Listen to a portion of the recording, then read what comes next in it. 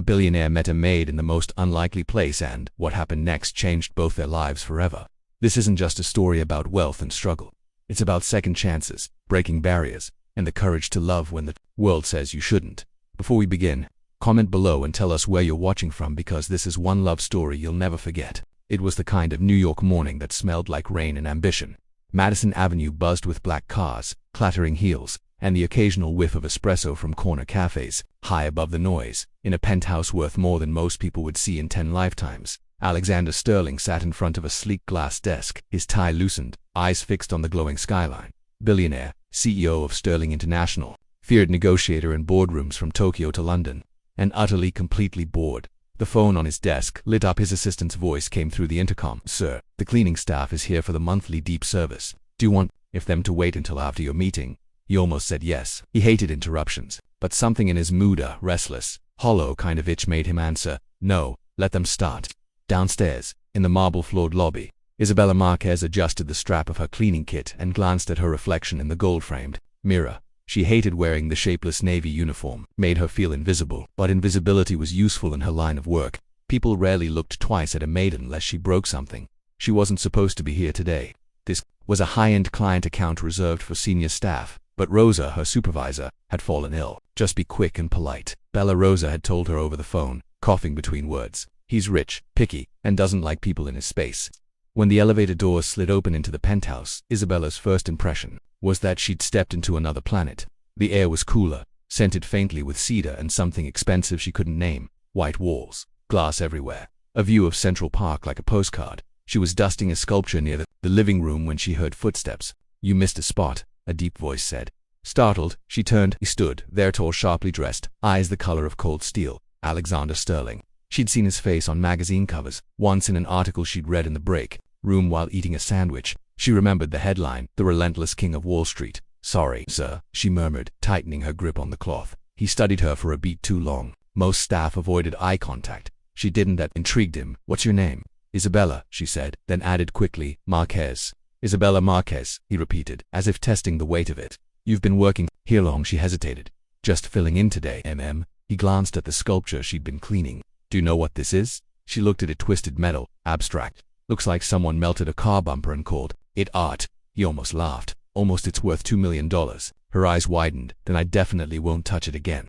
That got the faintest curl of a smile from him. For a man known for being impossible to amuse, it was something. The rest of the morning passed in a strange rhythm, her working, him occasionally appearing with comments that were half critique, half curiosity. She caught him watching her once as she cleaned the massive floor-to-ceiling windows, sunlight making the dust in the air look like drifting gold. When she finished, she thanked him for his patience. He raised a brow at the word as if he'd never heard it used for him before. In the elevator down, she shook her head. What were the chances she'd ever see him again? Billionaires didn't mix with maids. Worlds that far apart didn't collide twice. She was wrong. 3 days later, Isabella was back at her usual job, cleaning mid-tier corporate offices, when she found a thick white envelope in her locker. Inside was a formal letter on embossed stationery. "Miss Marquez, I require personal household staff for a temporary engagement. Discretion and attention to detail are essential. Compensation will be generous. If interested, report to Sterling International, 47th floor, at 10 a.m. tomorrow." Alexander Sterling, her heart pounded. Why her? Why not one of the other cleaners? That night, she lay awake, staring at the water stain on her ceiling, wondering if it was worth the risk. Rich people had rich problems, and she'd spent her life avoiding both. But the extra pay could cover months of rent, maybe even let her enroll in the evening art classes she'd been dreaming about. The next morning, she took the subway into Manhattan, clutching the letter in her pocket. She told herself it was just a job, nothing more.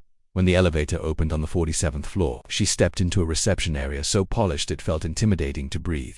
His assistant, a tall woman with a sharp bob and sharper heels, led her into an office big enough to fit her entire apartment twice over. Alexander stood at the window, hands in his pockets, back to her. "You came?" "I wasn't aware it was optional," she said lightly. He turned, assessing her the way some people appraised fine wine, looking for flaws, for hidden notes. "You're not like the others," she frowned. "Because I'm not. Afraid to tell you your art looks like scrap metal."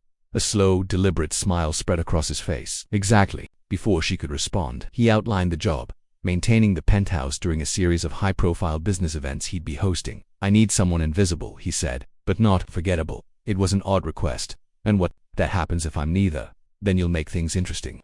Against her better judgment, she said yes. From that moment, the collision of their worlds began, not with a bang, but with the quiet inevitability of two orbits drawing closer, pulled by something neither wanted to name. Isabella's first official day as Alexander Sterling's private household staff began before sunrise. She arrived at the penthouse with her navy uniform pressed, hair neatly tied back, and a knot of nerves in her stomach. The doorman greeted her by name, something that surprised her, and the elevator ride-up felt longer than it had the first time. When the doors opened, the scent of freshly brewed coffee and cedarwood filled her senses. Alexander was already there, standing by the kitchen counter with a tablet in hand. He wore a dark suit, crisp and impeccable, as though the day had been waiting for him to begin. "You're early," he said without looking up. "You said you value punctuality," she replied. His eyes flicked up to hers. "I do. I just didn't expect you to take it so seriously." They went over the day's schedule. She was to ensure the penthouse was spotless before his guests arrived that evening for a private dinner meeting. The list of attendees read like a who's who of Manhattan finance and politics. "You'll stay out of sight," he instructed, "but be ready to appear when needed. I expect the place to run seamlessly like clockwork." "Understood," she said, though she was already wondering what kind of emergencies might require her to appear. As the morning unfolded, she found herself moving through the penthouse with quiet efficiency, polishing glass tables, straightening the art books on his shelves, adjusting the angle of throw pillows so they looked perfectly, almost unnaturally, arranged.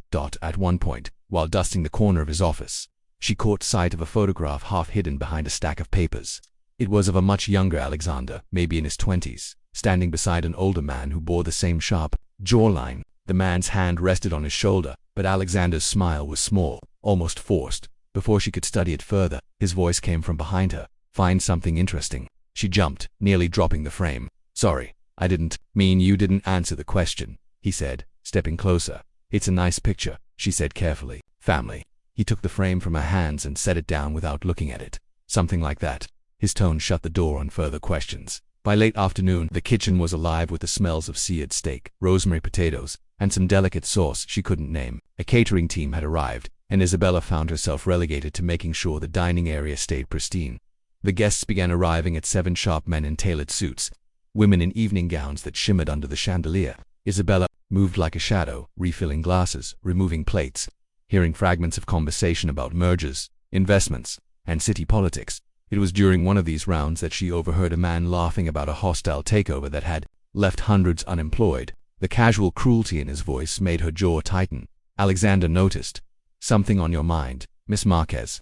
She kept her voice low, just wondering how people can talk about destroying lives like it's nothing. He studied her for a moment before saying, "In this world, feelings are a liability. Or maybe in your world," she countered. His gaze sharpened, but before he could respond, one of the guests called his name. Later, as the evening wound down, a sudden crash echoed from the kitchen. One of the caterers had dropped a crystal decanter, shattering it across the marble. The chef was shouting. The staff panicked. Without thinking, Isabella stepped in, calming voices, directing cleanup, ensuring the guests never saw the chaos. Alexander stood in the doorway, watching her take control with a quiet authority that didn't match her job title. When the last guest left, he approached her. "You handled that well." "Just doing my job," she said. "No," he corrected softly. "You did more than that." She didn't know how to answer, so she simply gathered her things. But as she left, she felt his eyes on her, measuring, weighing, perhaps even admiring. The next few days followed a strange rhythm. She worked, he watched. Sometimes he'd asked her opinion on things that seemed far beyond a maid's expertise, the seating arrangement for a gala or which wine label felt more approachable.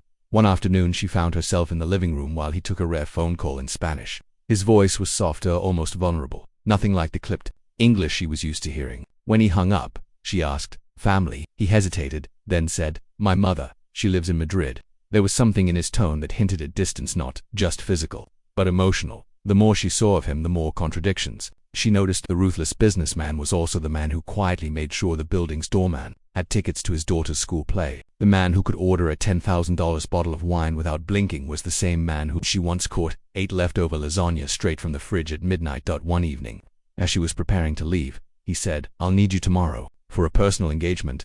Dress less like a maid." She blinked. "Excuse me, it's a charity event," he clarified. "You'll be assisting with coordination.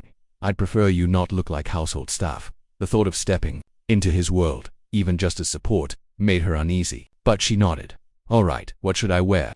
He looked at her for a long moment, then said, "Something that makes you feel like you belong there." That night, as she stood in front of the small mirror in her apartment, trying on her one decent black dress, she couldn't help but wonder, was this still just a job, or was she stepping into something far more dangerous?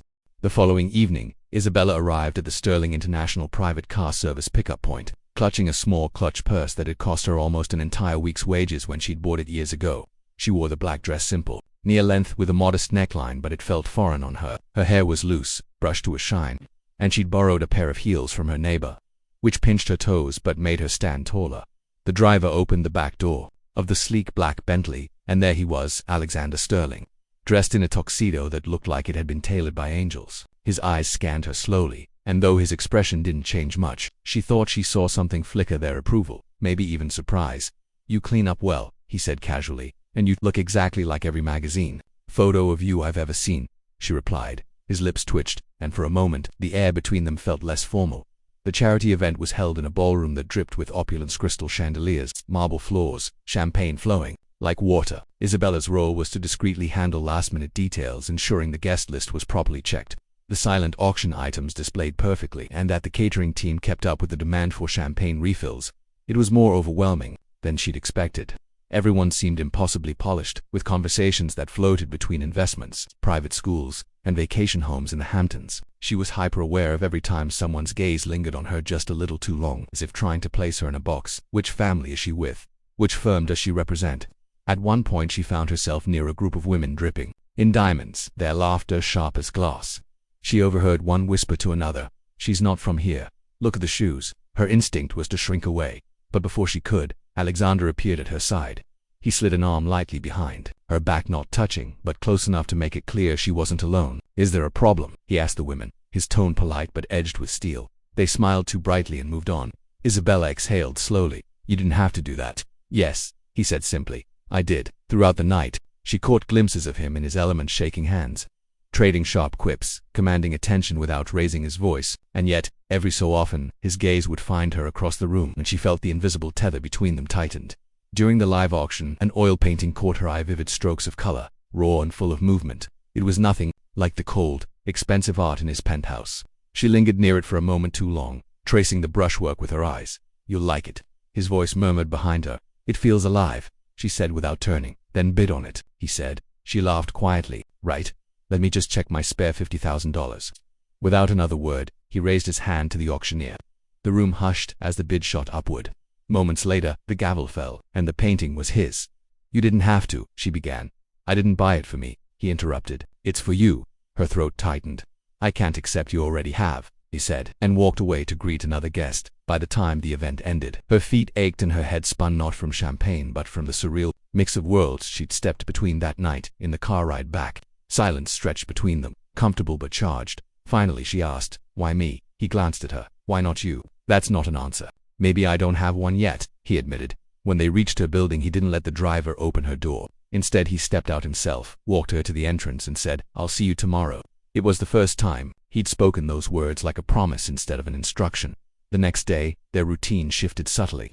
She was still a maid, yes, but she began to see pieces of him that didn't fit the billionaire stereotype. He worked late into the night, often with a glass of whiskey untouched at his elbow. He kept a small worn notebook in his desk drawer, the cover cracked from years of use. One afternoon, while she was polishing the glass doors to the balcony, she heard raised voices in his office. She couldn't help but pause. "I don't care what the board says." Alexander's voice was sharp. "I'm not tearing down those apartments for another high-rise." A man's voice, one she didn't recognize, replied, "You're letting sentiment get in the way of profit." There was a pause, and then Alexander's tone dropped, cold and final. "Not everything is for sale." When the meeting ended, he stepped out, expression unreadable. She didn't ask about it, but he caught her gaze and said quietly, "Heard that, didn't you?" She nodded. He studied her for a long moment before saying, "Sometimes it's better if people think you're heartless. That way, they don't see where to cut deepest." That night, as she left the penthouse, she realized something unsettling. She was beginning to care. And caring, in his world, was dangerous. The days that followed felt different, though Isabella couldn't pinpoint why.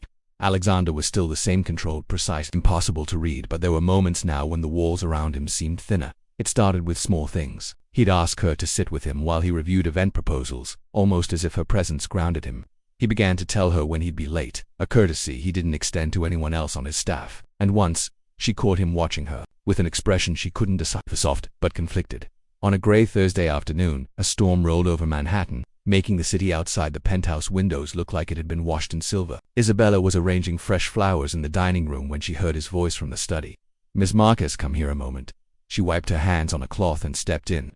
He was standing by the window, phone in hand, his expression unreadable. I need you to come with me this evening. Where? She asked. To Brooklyn. That alone was unusual. Alexander Sterling didn't strike her as the type to cross the bridge unless a board meeting or billion-dollar deal demanded it. An hour later, they were in the back of his car, the city blurring past. Rain streaked the windows, and the familiar skyline gave way to narrower streets and brick buildings. Finally, the car stopped in front of an old boxing gym with peeling paint and a flickering neon sign inside. The air smelled of sweat, leather, and old with a group of kids no older than 15 were practicing jabs and footwork under the watchful eye of a stocky man in a worn hoodie. Mr. Sterling, the man said, coming over with a grin. Didn't think you'd make it this week. I said I'd help, Alexander replied, then glanced at Isabella. This is Miss Marquez. She watched in quiet surprise as Alexander shrugged off his jacket, rolled up his sleeves and began working with the kids, correcting stances, demonstrating punches. The sharp, polished businessman she knew was gone, replaced by someone more human. When a young boy's glove strap came loose, Alexander knelt to fix it himself. Isabella felt something shift in her chest at the sight. Later, as they left, she asked, "How long have you been coming here?" "Since I was 15, he said, eyes fixed ahead. The owner Frank kept me out of trouble when I needed it most. You could have donated money instead of showing up in person," she said. "I do both," he replied. "But money doesn't teach discipline. People do." The rain had stopped by the time they crossed back into Manhattan. The streets glistened under the streetlights, and she found herself wondering how many other parts of his life he kept hidden. The following week brought another shift, this time one she didn't expect. She was cleaning the library when the front door opened without warning. A woman swept in, tall and elegant, wearing a coat that probably cost more than Isabella's yearly rent. Her hair was a perfect cascade of waves, her perfume sharp and intoxicating. "Where's Alexander?" the woman asked, her tone sharp enough to cut glass. Isabella straightened. "He's in a meeting and you are." "The maid," Isabella said simply. The woman's lips curved in a smile that wasn't a smile at all. How quaint. Moments later, Alexander appeared, looking slightly annoyed. "Victoria, what are you doing here?" "I thought we could talk," she said, her eyes flicking toward Isabella in a way that made the air colder. "I'm busy," he replied flatly, undeterred. Victoria stepped closer, lowering her voice but not enough for Isabella not to hear. "You can't be serious about this arrangement. She's not even enough." Alexander cut her off, his tone sharper than Isabella had ever heard. "This conversation is over." Victoria's gaze landed on Isabella again before she left, her heels clicking like gunshots against the marble. When the door shut, Isabella said quietly, "She doesn't like me." "She doesn't know you," Alexander said, loosening his tie. "She doesn't have to. I'm not hard to figure out. I'm a maid. She's whatever that was." "You're more than your job title," he said, his voice low but certain. Stomach tightened. She wanted to believe him, but in his world, she wasn't sure if that was true. That night, as she left the building, she found herself glancing over her shoulder. The city seemed louder, the streets more crowded, and for the first time, she wondered if she'd stepped too far into a life that wasn't hers, because the look Victoria had given her wasn't just about disapproval, it was a warning. The next morning, Isabella arrived at the penthouse with the uneasy weight of the previous day still clinging to her. Victoria's cold stare had replayed in her mind all night, sharp as the click of those designer heels. Alexander seemed unaffected. He was at the dining table, reading through documents while sipping black coffee. "We have a charity luncheon tomorrow," he said without looking up. "You'll come with me." She hesitated. "Is that wise?" His gaze lifted to hers. "If you're worried about Victoria, don't be. She's irrelevant." "People like her don't usually feel irrelevant," Isabella murmured. A faint smirk touched his lips.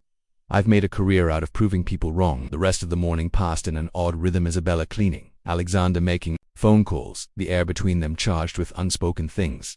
It was mid-afternoon when a delivery arrived. Isabella signed for it, expecting some corporate package, but instead found a large, flat box wrapped in thick brown paper. Inside was the oil painting from the charity event, the one he'd bought for her. She traced the vibrant brushstrokes with her fingers, unable to stop the small smile tugging at her lips. "It belongs here."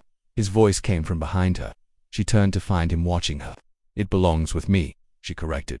His mouth curved, but there was a seriousness in his eyes. "Then take it home. And remember, most people will try to tell you what you deserve. They're almost always wrong." The following day's luncheon was held at an exclusive rooftop garden overlooking Central Park. The air smelled of roses and expensive perfume, and the tables glittered with crystal glassware. Alexander moved easily among the guests, and Isabella did her best to blend in, though she caught more than one curious glance. Halfway through the event, a man approached Alexander Tallien with a politician's practiced smile. "Sterling," he said warmly, "and you must be." His gaze shifted to Isabella. "Isabella Marquez," Alexander said smoothly.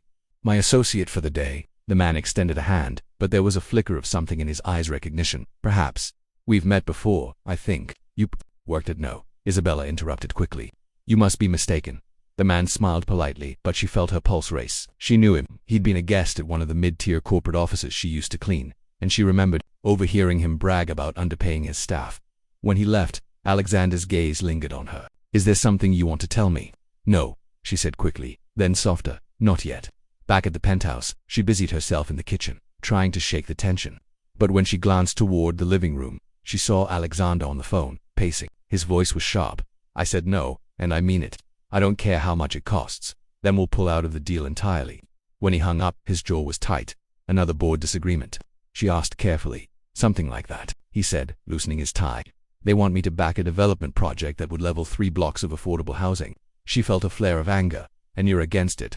I'm against destroying lives for profit, he said. Unfortunately, that's not a popular stance in my circle.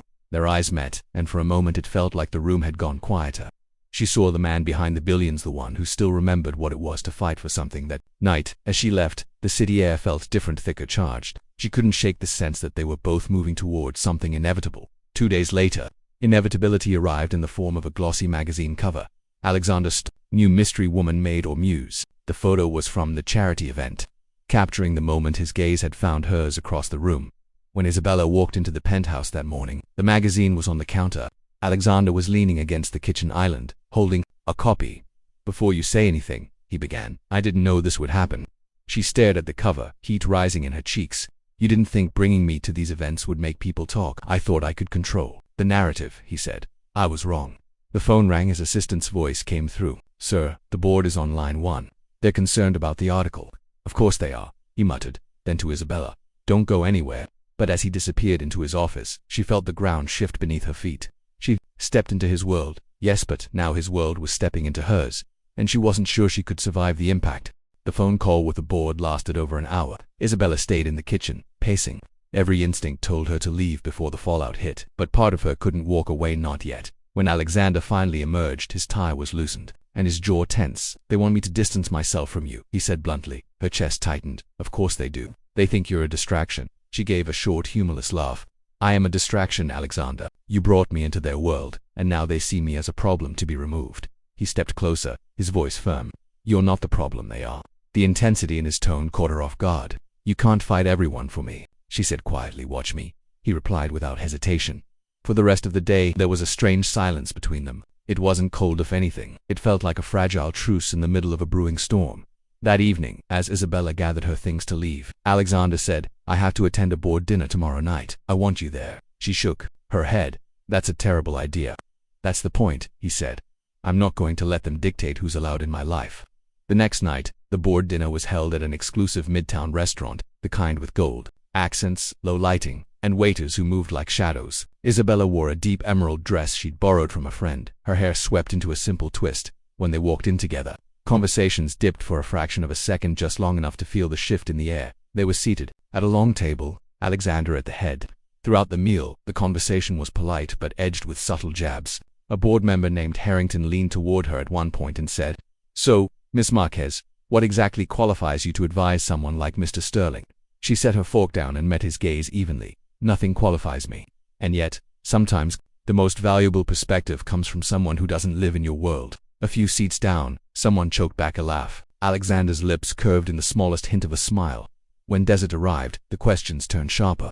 One woman asked whether Isabella felt intimidated being around such wealth. She answered simply, no. Money doesn't make someone more important, it just makes their mistakes more expensive. Alexander nearly laughed into his glass of wine. After the dinner, as they left, he said quietly, You didn't just hold your own, you won. I wasn't trying to win, she said. Exactly, he replied, but the victory was short-lived. The following morning, Isabella was on her way to the penthouse when she got a call from Rosa, her supervisor at the cleaning company. Bella, we have a problem. Someone called in about you. They said you've been neglecting your other clients because you're involved with a certain billionaire. Her stomach dropped. That's not true. I know, but they want to remove you from the rotation until things settle down. When she arrived at the penthouse, Alexander noticed her pale expression immediately. What happened? She told him, and his expression darkened. I'll fix it. No, she said sharply. This isn't your battle. If you keep stepping in, I'm going to look like I can't stand on my own. He exhaled, as if holding back 100 arguments. Then what do you want me to do? Let me handle it, please. The next few days, she avoided the social events, focusing instead on keeping the penthouse immaculate and staying out of sight. But avoiding the spotlight didn't mean the whispers stopped. She caught the doorman glancing at her differently, overheard neighbors mentioning the maid and the billionaire in the elevator. One evening, while she was polishing the dining table, Alexander came in holding a thick envelope. "This is for you," he said. Inside was a contract and offer for a permanent position as his personal household manager, at a salary that made her blink twice. "Alexander, this is security," he said. "You wouldn't have to worry about the cleaning company, the gossip, any of it." Her fingers tightened around the paper. "And in exchange, you work for me, directly, no middleman." It was tempting, dangerously so, but taking it would mean binding herself even tighter to his world, and she wasn't sure she'd be able to leave if things went wrong. "I need time to think," she said finally.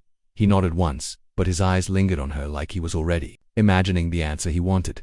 That night, in her small apartment, Isabella stared at the painting he'd given her. Its colors were bold, unafraid, refusing to fade into the background, and she wondered if she was brave enough to do the same. Isabella spent the weekend in a haze of indecision.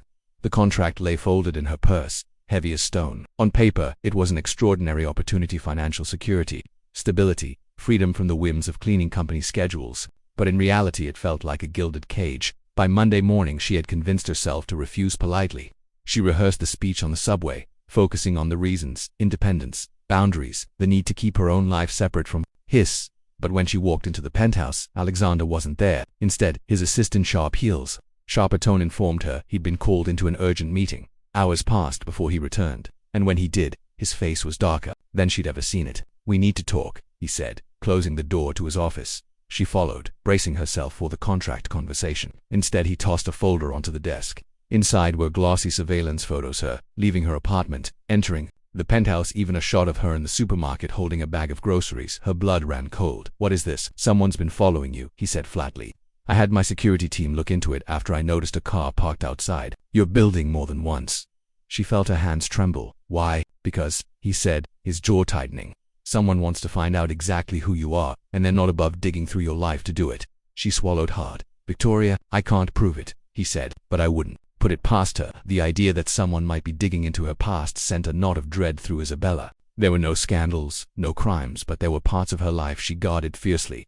"I can protect you," Alexander said, leaning forward, "but I need you to take that contract. If you work for me directly, I can put measures in place without raising suspicion." She shook her head. "And if I say no, then you'll still have me in your corner," he said, "but I'll be fighting with one hand tied behind my back." The storm in his voice wasn't anger, it was fear, not for himself, but for her. That night, Isabella walked home through streets slick with rain, the city lights blurring in the puddles. She thought about the way Alexander had looked at her, not as a billionaire guarding his property, but as a man afraid of losing someone. By the next morning, her decision was made. She signed the contract. The change was immediate. Alexander's security team began discreetly shadowing her commute. Her schedule was streamlined and more rushing between clients. No more unpredictable calls from the cleaning company. But with the new arrangement came new proximity. She was in the penthouse more often. Sometimes when Alexander was working from home, she'd catch glimpses of him between meetings, dilucent, sleeves rolled up, head bent over notes, and feel something dangerous stir inside her. One late night, she brought him coffee while he worked in the study. He looked up and their eyes held a beat too long. "You should get some sleep," she said softly. "So should you," he replied. Neither of them moved. Finally, she set the cup down and turned to leave, but his voice stopped her. "Isabella," she glanced back. "I know you think this is just a job," he said, "but it's not.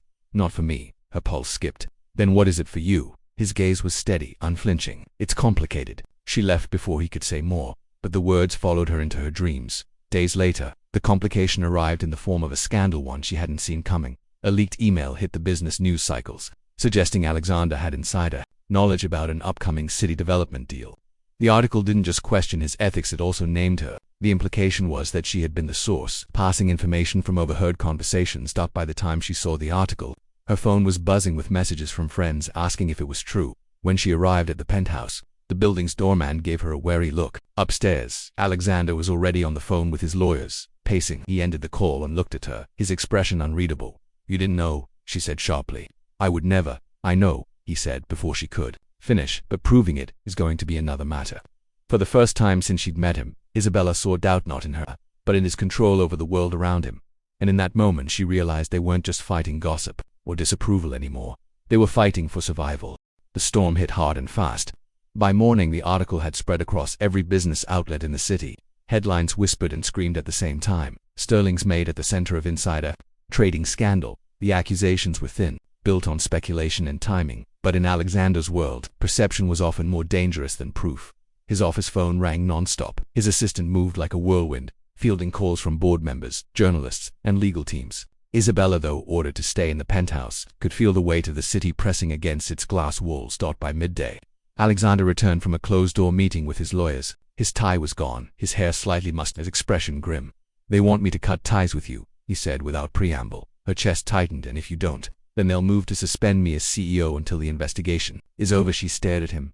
"Alexander, you can't throw your career away for me." "I'm not throwing anything away," he said, his voice low but fierce. "I'm refusing to let them dictate my life." She shook her head. "You fought your whole life to get where you are. You can't risk losing it over you, he interrupted.